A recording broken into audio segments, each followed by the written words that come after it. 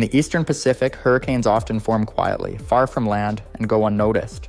But in mid-October of 2002, conditions aligned to create something different, something dangerous. A tropical wave moved westward over Central America, drifting into waters unusually warm for that time of year. By October 19th, this weather disturbance had entered the eastern North Pacific, where ocean temperatures were well above average, providing a nearly perfect energy source for storm development. Warm sea surfaces are a hurricane's fuel, and the air above was saturated with moisture. On top of that, wind shear, the shifting of wind speed or direction with altitude, was exceptionally low, allowing the storm to organize without interference. Over the next few days, the system slowly gained strength. By October 22nd, the National Hurricane Center officially classified it as a tropical depression south of Mexico. Within hours, it strengthened further, earning the name Tropical Storm Kenna, the 12th named storm of the busy 2002 Pacific hurricane season. At first, it appeared like any other moderate storm, with winds barely reaching tropical storm force. Forecasters monitored it, but the models underestimated what was coming. The storm was slowly coiling, feeding off the unusually warm water and calm atmosphere, building the internal engine that would allow it to intensify rapidly in the days ahead. Kenna's early life was a quiet prelude, a whisper before the roar. While it remained over open water, no one could have predicted just how quickly it would transform into one of the most powerful hurricanes ever observed in the eastern Pacific. Between October 23rd and 25th, Hurricane Kenna entered a period of explosive growth that would cement its place in meteorological history. Once a modest tropical storm, Kenna began feeding relentlessly on the exceptionally warm waters of the eastern Pacific. Within just over 48 hours, the storm's maximum sustained winds surged from roughly 75 miles per hour to an astonishing 165 miles per hour. This level of intensification is extremely rare and highlighted the perfect combination of oceanic heat and atmospheric conditions. Alongside the wind increase, Kenna's central pressure dropped dramatically, reaching a record low of 913 millibars at its peak. The lower the pressure in a hurricane's eye, the more intense the storm, and this reading placed Kenna among the strongest hurricanes ever recorded in the eastern Pacific at that time. Reconnaissance aircraft flew into the storm and reported extreme turbulence and tightly packed eye-wall clouds, confirming the unprecedented power swirling within. During this phase, Kenna became the third Category 5 hurricane of the 2002 Pacific hurricane season, tying the seasonal record for the most storms of that intensity in a single year.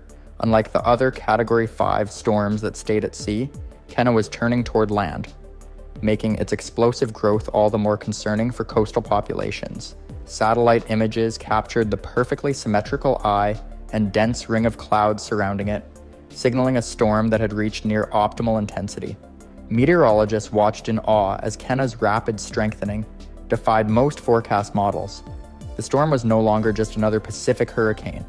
It had become a force capable of causing catastrophic destruction should it make landfall. Emergency preparations along Mexico's western coast began in earnest, but forecasters knew that even with advanced warning, the raw power of Kenna would be nearly impossible to mitigate. As Hurricane Kenna barreled northward, the storm's trajectory became an urgent concern for meteorologists and local authorities. A high-pressure system to the north acted like a steering mechanism, directing Kenna straight toward the western coast of Mexico. Its path threatened a mix of small fishing towns, agricultural areas, and the major tourist hub of Puerto Vallarta. By late October 24th, about 27 hours before landfall, the Mexican government issued a hurricane watch along the stretch from Mazatlan to La Fortuna. That watch was rapidly upgraded to a hurricane warning as Kenna's approach accelerated. Officials mobilized evacuation efforts, focusing first on the vulnerable coastal villages. Approximately 40,000 residents and tourists were evacuated in anticipation of the storm's arrival. In San Blas, a small town with roughly 9,000 residents, almost everyone heeded the warnings and left, leaving only a few hundred behind. In Puerto Vallarta, panic mixed with logistical challenges. Hotels reinforced windows and doors, while the airport quickly became congested as travelers tried to depart before closures. Streets that were normally bustling fell silent as people sought shelter. Emergency personnel monitored the situation closely, aware that the combination of storm surge, intense winds, and torrential rainfall could make Kenna devastating, even if its eye wall missed the city directly. As Kenna drew closer, ocean swells grew dramatically and the sky took on an ominous hue. The calm before the storm was deceptive, the atmosphere was charged with tension. Local officials broadcast urgent warnings, urging people to remain indoors and follow evacuation instructions. Scientists watching satellite imagery noted the hurricane's eye had maintained perfect symmetry, a sign of its exceptional strength and the catastrophic potential of the landfall that was only hours away. On the morning of October 25, 2002, Hurricane Kenna made landfall near San Blas, Nayarit, as a Category 4 hurricane with sustained winds reaching 140 miles per hour. Although slightly weaker than its peak at sea, Kenna still carried immense destructive potential. The first threat was the storm surge. Along the coast, water levels rose dramatically, with the waves reaching 16 feet in San Blas. Entire streets were submerged and the surge rushed inland, toppling vehicles and flooding homes. The wind arrived shortly after. Roofs were torn from houses, wooden structures splintered, and debris became dangerous projectiles. Even well-built buildings sustained severe damage. Commercial fishing boats were lifted from docks and hurled onto land, while palm trees and power lines were flattened in a relentless onslaught. Rainfall compounded the devastation. Kenna dumped nearly 19 inches in some areas, triggering flash floods and mudslides that washed out roads and isolated dozens of remote villages. Emergency crews faced major challenges accessing affected areas due to washed-out bridges and debris-covered highways. In Puerto Vallarta, although the eye remained offshore, the city experienced catastrophic coastal flooding. Waves of up to 10 feet swept over the Malecón and pushed hundreds of feet inland, damaging hotels, shops, and beachfront properties. Local officials reported that much of the commercial district suffered significant structural damage, and widespread power outages left residents in darkness for days. By afternoon, Kenna had moved inland, weakening rapidly as it encountered the Sierra Madre Occidental Mountains. Yet even as it degraded into a tropical storm over land, the storm left behind a trail of destruction that would take months to repair. The human cost, though mitigated by evacuations, included at least 4 confirmed deaths, along with over 100 injuries from flying debris and accidents during the storm. By October 26, 2002, the sun rose on the devastated communities along Mexico's Pacific coast. San Blas, which took the direct hit, was described as a scene of near-total destruction. Roughly 80% of homes were destroyed, with the remaining structures suffering major damage. Streets were clogged with fallen trees, shattered roofing, and scattered debris.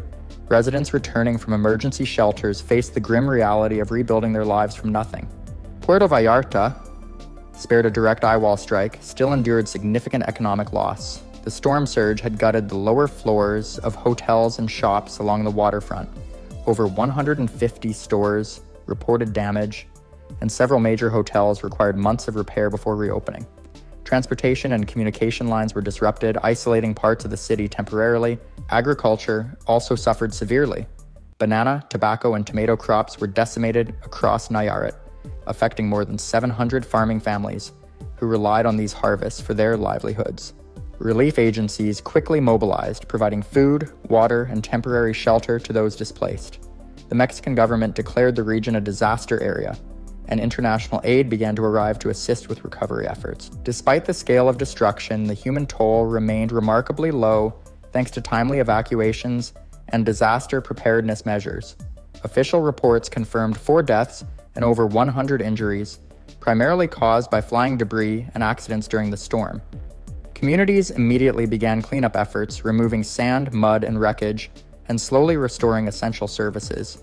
Kenna's aftermath highlighted both the destructive power of Pacific hurricanes and the resilience of the affected populations.